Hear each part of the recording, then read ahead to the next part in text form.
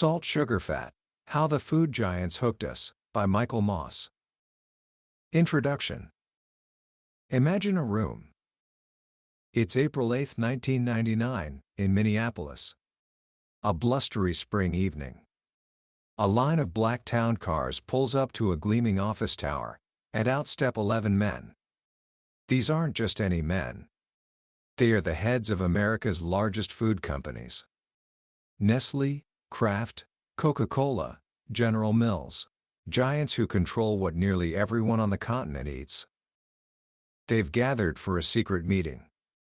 No reporters, no recordings, no minutes taken. On the agenda is just one item: the emerging epidemic of obesity. Inside, a man named Michael Mudd, a vice president from Kraft, stands before these titans of industry. He clicks through a slide deck, 114 slides in all, and the words flashing on the screen are staggering. Massive social costs: diabetes, heart disease, cancer. He tells them, straight-faced, that their own advertising, when compared to the government's food pyramid, would turn that pyramid completely upside down. He shows them quotes from health experts comparing their marketing tactics to those of big tobacco. Then, he makes a plea. He suggests they come together, use their incredible scientific expertise not to create more craving, but to understand what's driving Americans to overeat. He proposes pulling back on the three ingredients that form the very foundation of their success: salt, sugar, and fat. The room is silent. All eyes turn to one man, Stephen Sanger, the CEO of General Mills. He is at the top of the food chain, a king in this room of kings. He stands up, visibly upset. He tells the group that consumers are fickle. They say they want nutrition, but what they really buy is taste. "Don't talk to me about nutrition," he says, channeling the voice of a typical shopper. "Talk to me about taste. Don't run around trying to sell stuff that doesn't taste good." He declares that General Mills will not pull back. He will push his people onward, to make their products even more irresistible. And with that, the meeting was effectively over. The chance for an industry-wide course correction vanished into the Minnesota night. The food giants went back to their labs, their test kitchens, and their marketing departments, and they doubled down. Today, we're going to pull back the curtain on what happened after that meeting. We're diving into the Pulitzer Prize-winning investigation by Michael Moss, Salt, Sugar, Fat. This isn't just a book about nutrition. It's an exposé of a multi-trillion-dollar industry that has hired the most brilliant minds in science to solve a single, overriding problem: how to get you to eat more. By the end of our time together, you will understand that your cravings are not a sign of weakness. They are the result of a perfectly engineered design. You'll learn the secrets behind the Bliss Point, the mouthfeel, and the vanishing caloric density that make it impossible to eat just one. And you'll discover how the three pillars of processed food, salt, sugar, and fat, are not just ingredients, but weapons in a war for what the industry calls stomach share. This is the story of how the food giants hooked us all. Book summary. To really understand the world of processed food, we have to start with the single most powerful ingredient in the food giant's arsenal: sugar. Our bodies, you see, are hardwired for it. Forget the old tongue map from your school textbook that said you only taste sweetness on the tip of your tongue. That's completely wrong. The truth is, your entire mouth goes crazy for sugar. You have sweet receptors in every single one of your 10,000 taste buds, and they are all connected directly to the pleasure centers of your brain. Food manufacturers know this better than anyone. They have teams of scientists who have spent their entire careers studying our biological attraction to sweets. They know that sugar isn't just for taste, it's a miracle worker in the factory. It makes donuts fry up bigger, keeps bread from going stale, and gives cereal that perfect, toasty brown crunch. It's their go-to ingredient. The story of just how powerful sugar can be was first proven, funnily enough, with a box of Fruit Loops and some lab rats back in the 1960s. A graduate student named Anthony Sclafani noticed how ferociously the rats in his lab devoured the colorful cereal. So he ran an experiment. Rats are naturally afraid of open, brightly lit spaces. Sclafani put a small pile of Fruit Loops in the center of their cage. The rats, completely overriding their instinct for survival, scurried out into the open and gorged themselves. Their craving completely overrode the biological brakes that should have been telling them to stop. This discovery opened the floodgates. Scientists began to realize that sugar could trigger compulsive overeating. But to truly weaponize this knowledge, the food industry needed to be able to measure it. They needed to find the precise amount of sugar that would send a consumer over the moon.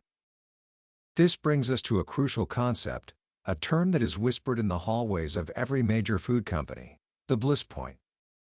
The Bliss Point is the perfect amount of sweetness, no more, no less, that makes a food or drink maximally enjoyable. The man who perfected the science of finding it is a legend in the industry named Howard Moskowitz. Trained in mathematics and experimental psychology at Harvard, Moskowitz is like the Drive Frankenstein of food science. Companies like Campbell's, Kraft, and PepsiCo come to him when their products are failing, and he re-engineers them to create the biggest crave possible. His process is both simple and brilliant. He creates dozens, sometimes hundreds, of tiny variations of a product. A little more sugar here, a different flavor note there. Then, he has armies of regular people sit in rooms for hours, tasting and rating each version. All that data is fed into a computer, which runs complex mathematical models to map out exactly what combination of ingredients creates the highest possible score. He can, in his words, just dial a new product. In 2004, Dr. Pepper came to him. Their sales were slumping. Competitors like Coke and Pepsi were flooding the shelves with new flavors: vanilla, cherry, lime, and Dr. Pepper was losing ground. They had tried to create their own spin-off, a cherry-flavored soda called Red Fusion, but it was a complete disaster. Consumers hated it. Moskowitz went to work. His team developed 61 different formulations of a new cherry vanilla Dr. Pepper. They held 3,904 individual tastings across the country. And when the data came back, he didn't just find one Bliss Point. He discovered something even more valuable. He found that the Bliss Point isn't a single, perfect peak. It's more like a plateau, a range of sweetness that produces the same level of maximum pleasure. This was a financial goldmine for Dr. Pepper. It meant they could use the formula with a little less of their expensive syrup without sacrificing any of the bliss. It might seem like a tiny amount per can, but for a company selling hundreds of millions of them, it added up to millions of dollars in savings. Cherry Vanilla Dr. Pepper was a runaway hit. It saved the brand. But the science Moskowitz used reveals a fundamental truth of the food industry: the amount of sugar in your soda isn't just about taste. It's a number on a spreadsheet, optimized for craving and for profit. The industry's focus on sugar is most intense when it comes to its most vulnerable customer: children. At the Monell Chemical Senses Center in Philadelphia, a research institute funded in part by the big food companies themselves, scientists have made groundbreaking discoveries about how children experience taste. A biopsychologist there named Julie Manella has spent her career studying this. She argues that children live in a completely different sensory world than adults. As a group, she says, they prefer much higher levels of sweet and salt. To prove this, she conducted an experiment to find the bliss point for sugar in young children. She sat a 6-year-old girl named Tatiana at a table and gave her pairs of vanilla pudding, each with a different level of sweetness. Tatiana would taste both and simply point to the one she liked better. As she tasted, a chain reaction was happening inside her body. The sugar dissolved in her saliva, hit the receptors on her tongue, and sent a signal racing to the pleasure centers of her brain. The experience, as one scientist described it, is simply, sweet. The results of Manella's experiment were astonishing. Tatiana's Bliss Point for sugar in pudding was twice the level that most adults find enjoyable. And she was on the low end. Some kids preferred a pudding that was 36% sugar. Manella realized that the food industry wasn't just satisfying a child's natural sweet tooth. They were actively shaping it. The foods that are targeted to children, the cereals and the beverages, they are way up, she says. The level of sweetness a child prefers in a lab test often matches the exact sugar content of their favorite cereal. The food companies, she argues, are exploiting the biology of the child. They are teaching children what food should taste like. And what they're teaching them is that food should be intensely sweet. They're not just providing calories, they're impacting a child's health for the rest of their life by setting their bliss point higher and higher. This strategy, of making food for children as sweet as candy, was born out of the great cereal wars of the 1950s. Before then, cereals like cornflakes were sold as healthy alternatives to the heavy, greasy breakfasts of the past. The inventor of the cereal flake, John Harvey Kellogg, was a health fanatic who ran a sanitarium where sugar was completely banned. His younger brother, Will, however, was more interested in making money. While John Harvey was away on a trip, Will did something that would change breakfast forever. He added sugar to the cornflakes. The sanitarium patients loved it. Will struck out on his own, creating the Kellogg Company, and the era of sweetened breakfast cereal was born. Soon, C.W. Post and General Mills joined the fray, and the grocery aisle became a battlefield. Post launched Sugar Crisp. General Mills answered with Trix and Cocoa Puffs. Kellogg unleashed Tony the Tiger and Sugar Frosted Flakes. The in-house dietitians at these companies raised concerns, but they were silenced by marketing executives who knew that sugar was the key to survival. The word sugar was proudly displayed on the boxes. But as public health concerns grew in the 1970s, the industry made a subtle but brilliant pivot. They couldn't keep touting sweetness without hurting their image. So they started downplaying it, while keeping the formulas just as sugary. Sugar Frosted Flakes became, simply, Frosted Flakes. Super Sugar Crisp became Golden Crisp. The marketing message shifted from sweet to something else. Health. This led to one of the most audacious marketing campaigns in food history. In 2008, Kellogg's began running a commercial for Frosted Mini Wheats. It showed a classroom of sluggish, unfocused children. But one boy is bright-eyed and alert. Why? A voiceover explains. A clinical study showed kids who had a filling breakfast of Frosted Mini Wheat cereal improved their attentiveness by nearly 20%. The ad was a massive success. Parents, desperate to give their kids an edge, rushed to buy the cereal. There was just one problem: the claim wasn't true. The study, which Kellogg had paid for, showed that only 1 in 7 kids saw that kind of improvement. Half of the children showed no improvement at all. The Federal Trade Commission eventually stepped in and called the ads false and misleading, but by then, the damage was done. The idea of cereal as brain food was planted in the minds of millions. Kellogg had successfully used the halo of a health claim to mask a product that was still nearly a quarter sugar by weight. The industry's genius wasn't just in what they put in the box, but in how they framed it. This brings us to another key concept that transformed the American diet: convenience. The man who championed this idea was Charles Mortimer, the CEO of General Foods in the 1950s. He believed convenience was the great additive that would change the face of business. His company's mission was to save the modern homemaker time. One of his star chemists was a young man named Al Clausy. Clausy's first major project was to invent an instant pudding for the Jell-O brand. At the time, Making pudding was an ordeal that took hours of stirring over a hot stove. Clause's bosses gave him strict orders. He could only use starch, sugar, and natural flavorings. For years, he failed. Then, one day, he returned from vacation to find that a competitor had filed a patent for an instant pudding using a blend of synthetic chemicals. Suddenly, Clause's orders changed. "That's all out the window," his boss told him. "Just come up with an instant pudding that can be made in 30 minutes. Freed from the constraints of natural ingredients, Clause dove into the world of food chemistry. He found the perfect combination of phosphates that could gel milk in just 5 minutes, creating a stable, delicious pudding.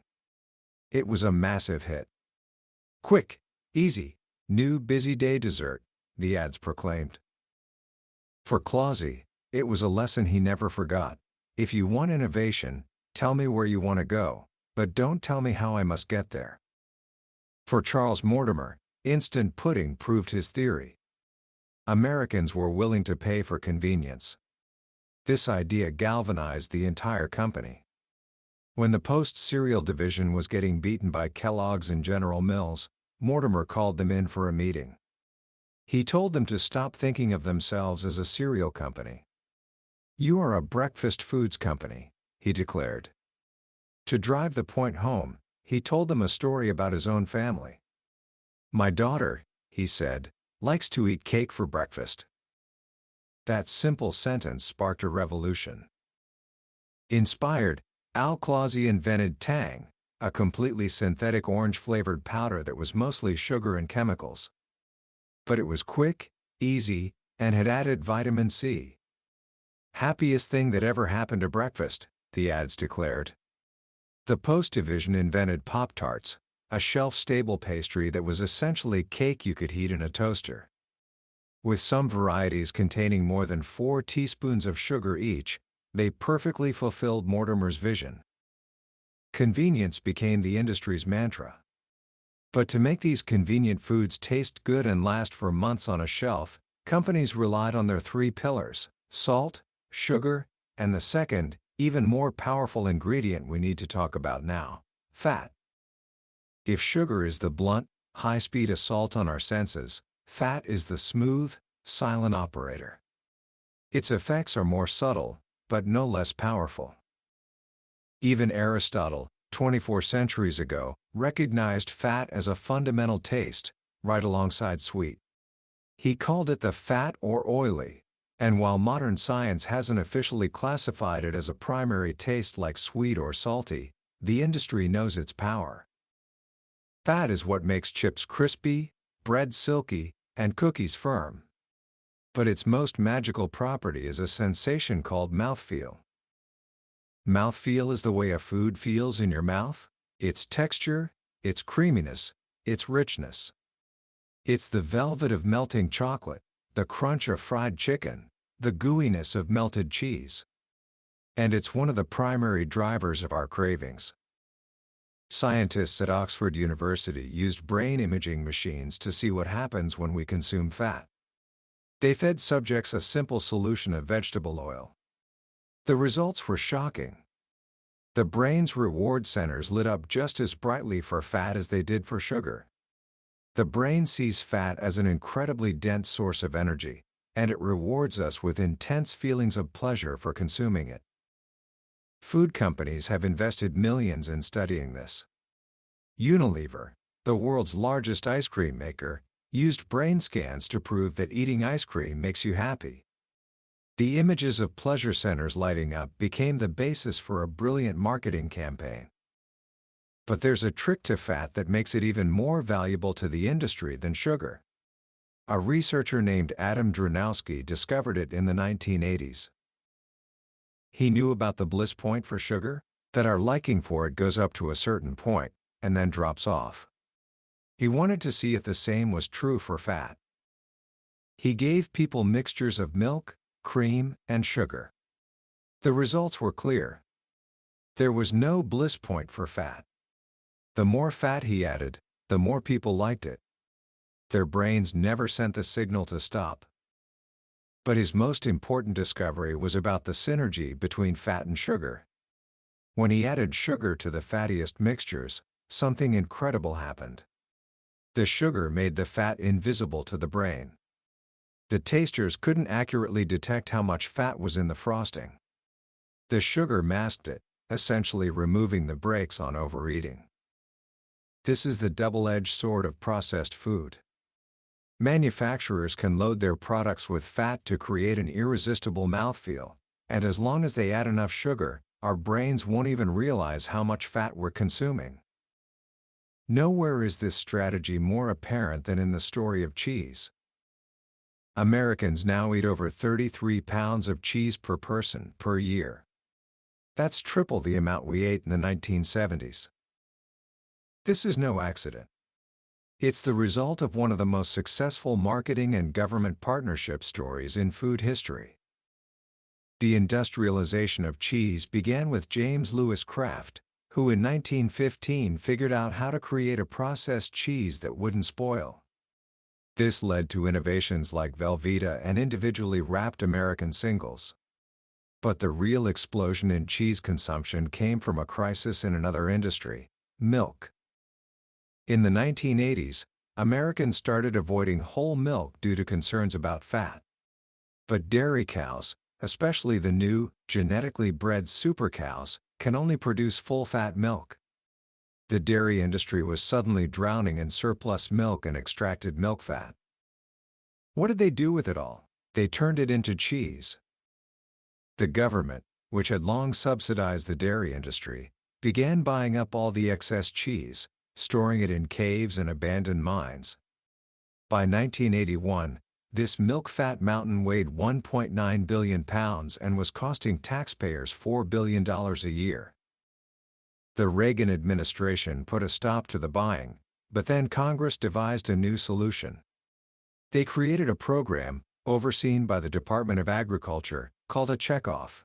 Dairies were required to pay into a fund that would be used for one purpose: to create aggressive marketing campaigns to get Americans to eat more dairy. And it worked. The dairy industry, with help from Kraft, began a mission to transform cheese from a simple food into an ingredient. It became something to be added to almost everything. You saw it in frozen pizzas with triple cheese and cheese-stuffed crusts. You saw it in packaged dinners with names like Extreme Cheese Explosion. It was shredded, cubed, crumbled, and spreadable, making it more convenient than ever to add to recipes. The industry even partnered with fast food chains. The USDA's own dairy marketing program teamed up with Domino's to create pies with 6 cheeses on top and 2 more in the crust. In one of its reports to Congress, the USDA boasted about how a promotion with Domino's in Mexico led to 36 tons of additional U.S. cheese sales each week. They failed to mention that at the same time, Mexico was on its way to having one of the highest obesity rates in the world. The dairy industry had found its liquid gold, as one Velveeta commercial called it. And that gold was fat. This leads us to one of the most iconic products of this era, a product that perfectly combines the industry's mastery of fat, convenience, and marketing psychology: the Lunchable. In the mid-1980s, Oscar Mayer was facing a crisis. Sales of their signature products, like bologna, were plummeting. Americans were growing concerned about the fat and salt in red meat. The company turned to a man named Bob Drain, their vice president for new business strategy. Drain's mission was to save bologna. He started by holding focus groups with moms, and he discovered their biggest problem wasn't fat or salt. It was time. The morning rush was a nightmare. Drain saw a gold mine of disappointments. He assembled a team and set out to create a convenient, pre-packaged lunch. They knew it had to include Oscar Mayer's meat. They tried to add bread, but it wouldn't stay fresh for the 2 months the product needed to sit on shelves. So they used crackers instead. The biggest challenge was the container. After countless prototypes, they found their inspiration not in the elegant Japanese bento box, but in the humble American TV dinner. They called it Lunchables. At first, the product was a financial disaster. It flew off the shelves, but the production costs were so high that Oscar Mayer lost $20 million in the first year. The accountants at Kraft, which had just merged with Oscar Mayer, wanted to shut it down. Drain flew to New York to appeal to the new owners of Kraft, the executives at the tobacco giant Philip Morris. The head of Philip Morris, Hamish Maxwell, listened to Drain's presentation. He saw the incredible sales numbers and the high rate of repeat buyers. At the end of the meeting, Maxwell told him, "The hard thing is to figure out something that will sell. If you've got something that's selling, you'll figure out how to get the cost right." With the backing of Big Tobacco, Lunchables became a colossus. Sales soared to nearly $1 billion a year. The team figured out how to boost sales even further by following a cardinal rule of processed food: when in doubt, add sugar. They introduced the Fun Pack, which came with a candy bar and a sugary drink like Capri Sun. A line called Maxed Out was released that contained nearly an entire day's recommended maximum of saturated fat for a child, 2/3 of the sodium, and 13 teaspoons of sugar. But the real genius of Lunchables wasn't just the salt, sugar, and fat.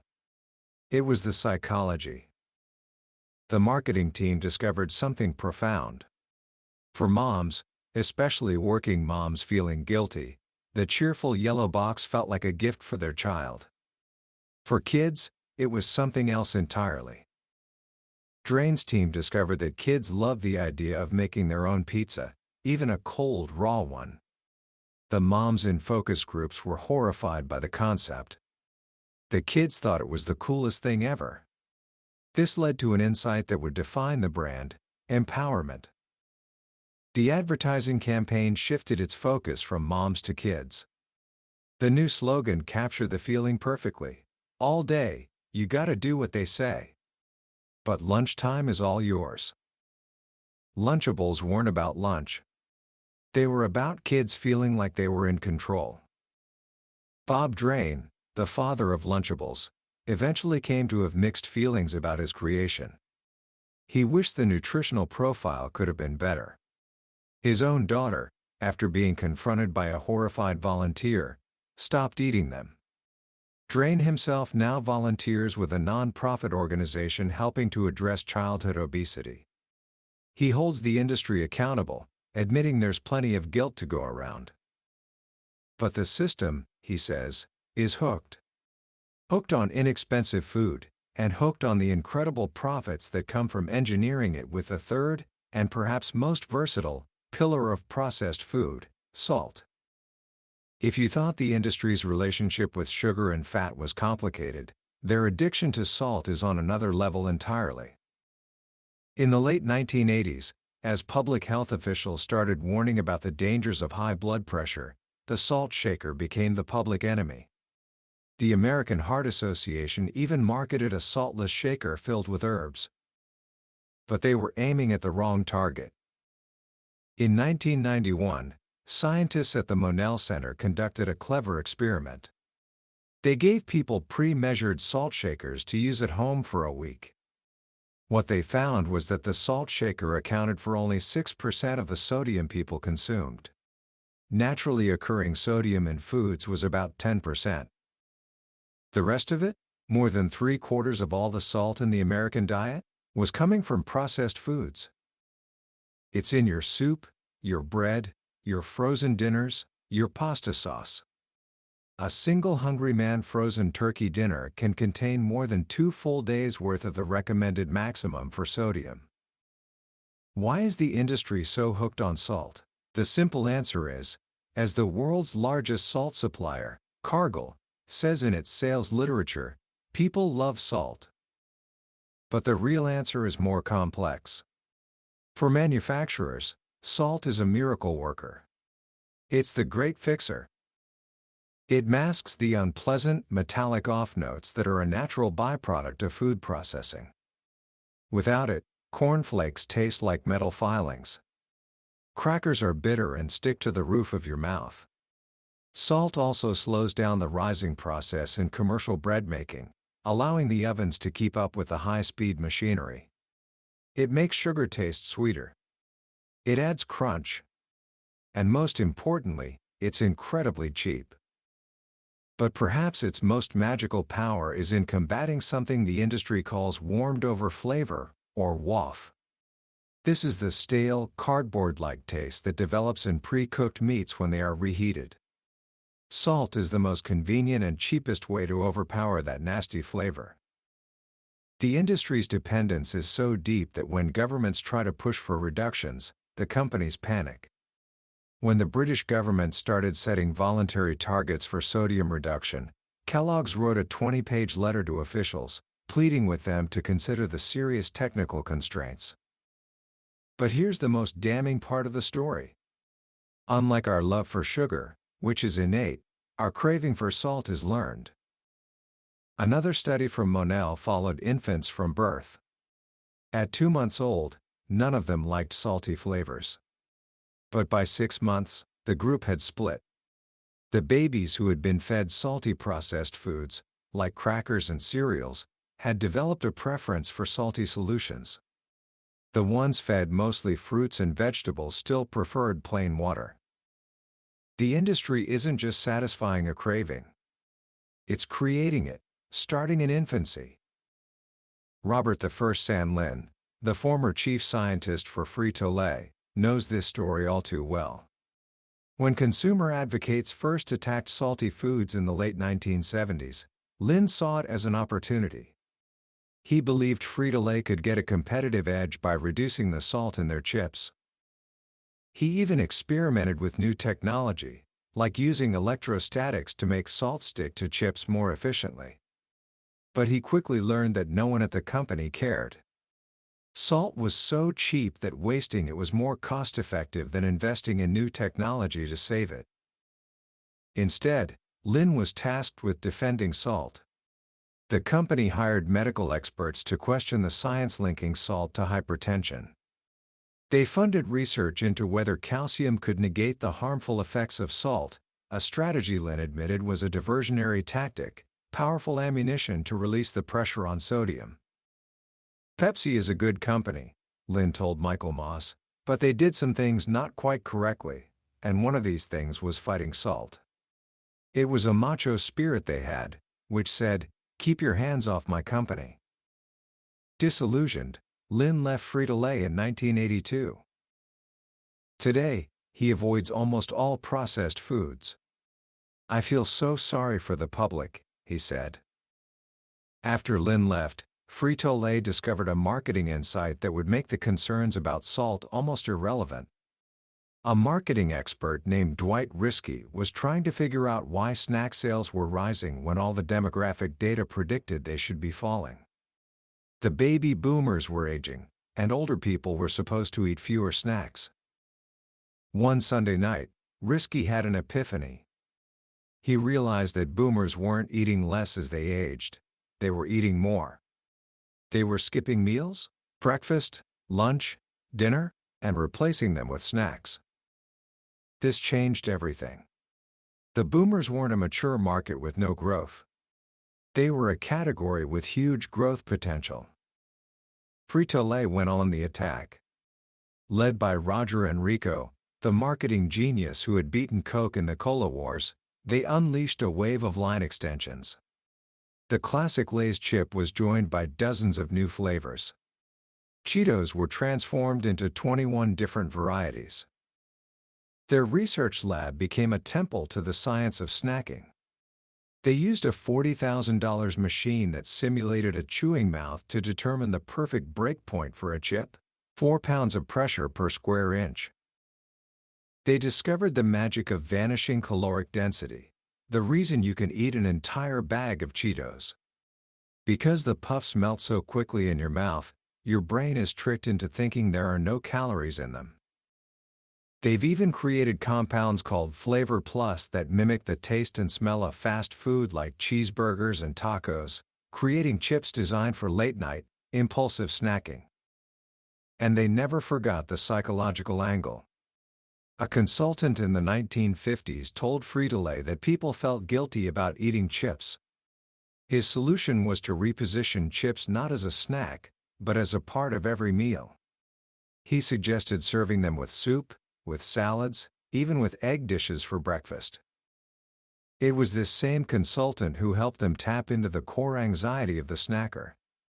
And it was a copywriter named Len Holton who, in 1963, perfectly captured the essence of the chip in 5 simple words: "Betcha can't eat just one."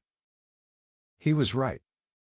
A massive, multi-year study published in the New England Journal of Medicine tracked the weight gain of over 120,000 people. The single food most associated with weight gain, more than red meat, more than sugary drinks, more than dessert, was the potato chip. The chip is the perfect storm. The salt hits your tongue first. Then the fat delivers the blissful mouthfeel. And finally, the starch from the potato itself is absorbed by your body even faster than pure sugar, causing a glucose spike in your blood that leaves you craving more food just hours later. The potato chip isn't just a snack. It is the perfect embodiment of the food industry's mastery over salt, sugar, and fat. It's a marvel of food engineering, designed for one purpose: to get you to keep eating. This journey through the world of processed food brings us back to that secret meeting in 1999. The insiders at that meeting knew the truth. Michael Mudd, the Kraft executive who made the plea for change, was part of a small, internal rebellion at the company. In the early 2000s, this group, with the surprising backing of their bosses at Philip Morris, launched a radical anti-obesity initiative. They knew that the tobacco wars were coming to the food industry. Denial is not enough, a Philip Morris strategy paper warned. Think about solutions. This internal group at Kraft convinced the company to stop advertising its least nutritious products to young children. They pushed for more honest labeling, admitting that the single serving sizes on packages of cookies were deceptive. And then they did the unthinkable. They tried to put caps on the amount of salt, sugar, and fat that their own food scientists could use when developing new products. It was a heretical idea. It went against the very soul of the company. And for a moment, it seemed like real change was possible. But the system is powerful. Wall Street analysts began to punish Kraft's stock price. They asked how the company could possibly grow if it was worried about making people fat. One analyst put it bluntly, "You're going to try to grow your volume. It's almost got to make us fat." The pressure was immense. The co-CEO who had championed the initiative was demoted. Michael Mudd left the company. And Kraft, faced with fierce competition from companies like Hershey that were doubling down on indulgence, pivoted. The 100-calorie packs, designed to ease consumer guilt, were soon joined by the Triple-Double Oreo and the Oreo Fudge Sundae Creme. Kraft bought the chocolate giant Cadbury for nearly $20 billion and began a global expansion, introducing the twist, lick, dunk ritual to billions of people in countries like India and China. The cycle of growth, as the new CEO called it, was back on track. The brief moment of corporate conscience had passed. The food giants had made their choice. And we are living with the consequences. Commentary. So, what do we do with all of this? It's easy to finish a story like this feeling a little overwhelmed, maybe even a bit angry. It feels like we've been tricked, that our own biology has been turned against us by some of the most powerful and well-funded companies on the planet. And in many ways, that's true. The most profound lesson from salt, sugar, fat isn't just that processed food is unhealthy. It's that our struggle with it is not a simple matter of personal willpower. For decades, we've been told that if we're overweight, it's our fault. We're lazy. We lack self-control. But Michael Moss pulls back the curtain and shows us that we are not fighting a fair fight. We are up against an industry that has meticulously engineered its products to be irresistible, using the most advanced science and psychology available. They have found the bliss point for sugar that lights up our brain's reward centers. They have perfected the mouthfeel of fat that keeps us coming back for more without our even realizing it. And they have used salt as a magic wand to mask unpleasant flavors and create a craving that begins in infancy. This is not an accident. It is a business model. Understanding this is incredibly empowering. It shifts the blame from our character to our context. It means you are not weak, you are simply human, responding exactly as you were designed to respond to these hyper-palatable creations. So, what can we do, starting today? The answer isn't to wage a war on all food, or to feel guilty every time you enjoy a snack. It's about becoming a conscious consumer in a world designed to make you an unconscious one. First, start by simply flipping the package over. Look past the exciting claims on the front, the all-natural, the added vitamins, the real fruit. Go straight to the ingredients list and the nutrition facts panel. The two most important things to look for are added sugars and sodium. You'll be shocked at where they hide. In pasta sauce, in bread, in healthy yogurts. Just being aware of what you're putting into your body is the first and most powerful step. Second, understand the power of marketing. When you see an ad that promises a food will make your kids smarter, or that a snack is the key to empowerment and fun, see it for what it is, a calculated attempt to tap into your deepest emotions and insecurities. The industry is not selling food, it is selling a story. Recognizing the story allows you to separate the emotion from the reality of the product. And finally, don't try to be perfect. The goal isn't to eliminate processed food entirely. That's nearly impossible in our modern lives. The goal is to regain control. Maybe that means choosing the simpler version of a product, the one with fewer ingredients. Maybe it means recognizing that a 100-calorie pack isn't a license to eat the whole box. Or maybe it just means taking a moment to truly taste your food, to recognize the salt, the sugar, and the fat for what they are, and to decide for yourself when enough is enough. The food giants may have written the rules of the game, but you are still the one who decides how to play. Knowledge is your defense. And now, you have it. That was a deep dive into the core ideas of salt, sugar, fat by Michael Moss. We certainly covered a lot of ground today, but I'll be honest with you, a summary like this can only show you the map. The real adventure happens when you explore the territory yourself. The true power of this book lies in the details, the stories of the scientists, the internal company memos, the moments where you see your own eating habits reflected in a multi-billion-dollar marketing plan. This summary is your starting point, a way to see if this journey is one you want to take. If anything we've talked about today has sparked your curiosity, I truly encourage you to pick up a copy. Reading it isn't just about learning facts. It's an experience that will fundamentally change the way you walk through a grocery store for the rest of your life. Also, if you found this summary valuable, please take a moment to click that subscribe button and give this a like. It tells us that you want more deep dives like this, and it ensures you won't miss our next journey into another life-changing book. Let's keep learning and growing together.